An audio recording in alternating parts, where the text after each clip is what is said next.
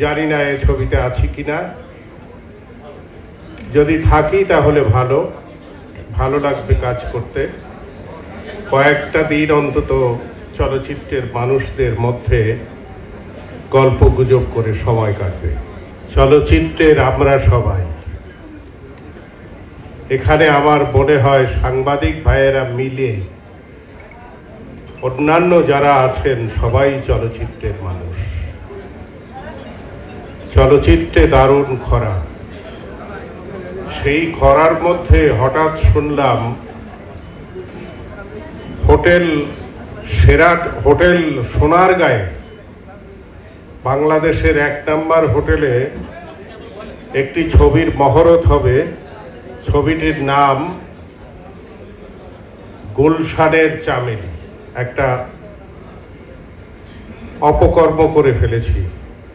আপনারা এখানে যারা প্রযোজক সমিতির ভোটার আছেন তাদের প্রতি অনুরোধ, আমি অপকর্মটি করেছি হলো কোনোদিন প্রযোজক সমিতিতে কোনো পদের জন্য দাঁড়াইনি।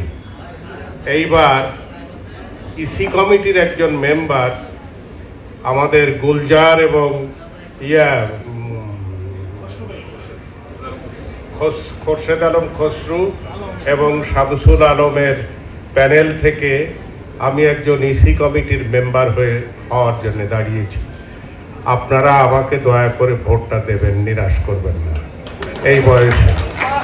এই বয়সে আমাকে হতাশ করবেন না, কষ্ট দেবেন না।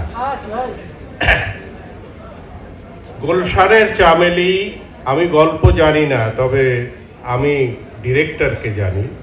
ডিরেক্টর ইকবাল খারাপ গল্প নেবে না, খারাপ ছবি বানাবে না, এই ভরসা আমার সম্পূর্ণরূপে ইকবালের প্রতি আছে। এবং গল্পটি নিশ্চয়ই গুলশানের চামেলিতেই রয়েছে অনেকটা চমক। গুলশানের চামেলি নামের মধ্যে দারুণ আর্ট এবং বাণিজ্য সমৃদ্ধ একটি নাম রয়েছে।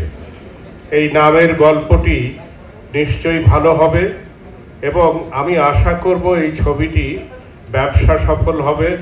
আমি প্রাণ ভরে দোয়া করি ইকবাল যেন সাফল্য লাভ করে, ইকবালের আশা যেন পূর্ণ হয় এবং জাহাঙ্গীর যে ছবিটির জন্যে অর্থায়ন করবে, আমি আশা করব জাহাঙ্গীরের অর্থ ফেরত আসবে এবং লাভ হবে।